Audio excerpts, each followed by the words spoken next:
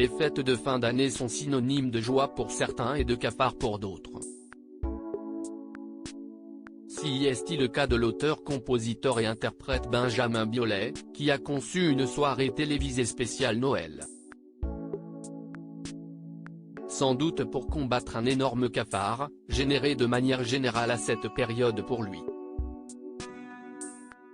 L'hiver est loin d'être la saison qui me réussit le mieux. Avec une pléiade d'invités au Casino de Paris, Benjamin Biolay entend faire vivre le folklore qui a marqué son enfance durant les fêtes de fin d'année.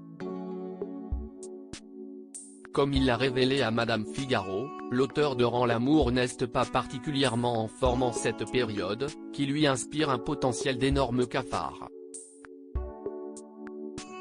L'hiver est loin d'être la saison qui me réussit le mieux.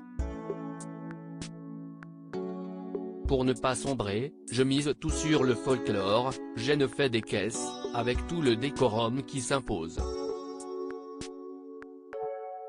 Et pour cause, la grand-mère maternelle du chanteur, le ciment de la famille, est décédée un jour de Noël, ce qui l'a considérablement marqué. Ce n'est que plus tard que Benjamin Biolay a fini par dépasser ce spleen, qui laisse pourtant une marque dans son inconscient. Je me suis rendu compte que j'avais besoin de sortir le total package pour que Noël retrouve une saveur joyeuse. Se faire beau, bien manger, avoir envie de se marrer, tout ça me plaît.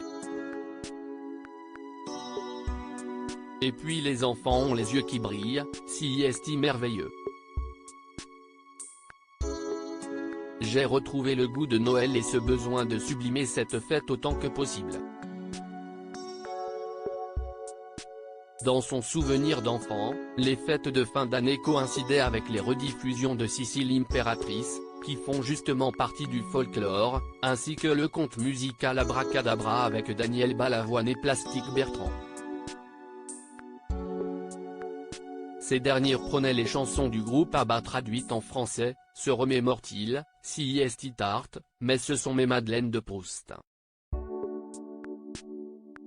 Il faut dire que Benjamin Biolay a déjà un peu d'avance en passant chez lui les grands standards jazz de Noël. Je suis très client des standards de Noël par Frank Sinatra, Dean Martin et Ella Fitzgerald qui tournent en boucle chez moi en fin d'année, explique-t-il, si est swing, élégant, tout ce que j'aime.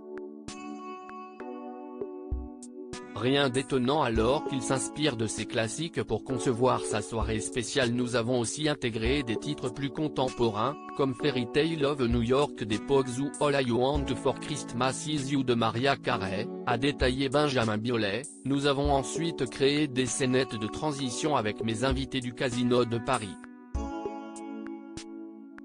Dans la lignée de la tradition anglo-saxonne des célébrations de fin d'année, ce show n'est pas dédié dans la tête de Benjamin Biolay. Au contraire, à lire comme il en parle, on ressent le projet mûrement réfléchi. Si est une grande tradition anglo-saxonne de célébrer les fêtes de fin d'année avec des shows à la télévision ou des albums spéciaux, rembobine-t-il, les Beatles par exemple offraient à leurs fans des disques de Noël chaque année, avec des titres et des mini-sketchs. Il y a aussi eu des albums de Noël d'Elvis, une émission spéciale de Bill Murray réalisée par Sofia Coppola avec George Clooney il y a quelques années, un single de Noël par le groupe de hip-hop Run DMC, a détaillé Benjamin Biolay. Le spectacle, qui sera diffusé en exclusivité sur Canal+, regroupe les meilleurs amis artistes de Benjamin Biolay, tels que Kad Merad, ou encore Calogero, entouré et accompagné d'un orchestre symphonique dans un décor féerique. Un excellent antidote au coup de blues qui peut, à l'instar de l'artiste lui-même, plomber les fêtes de fin d'année.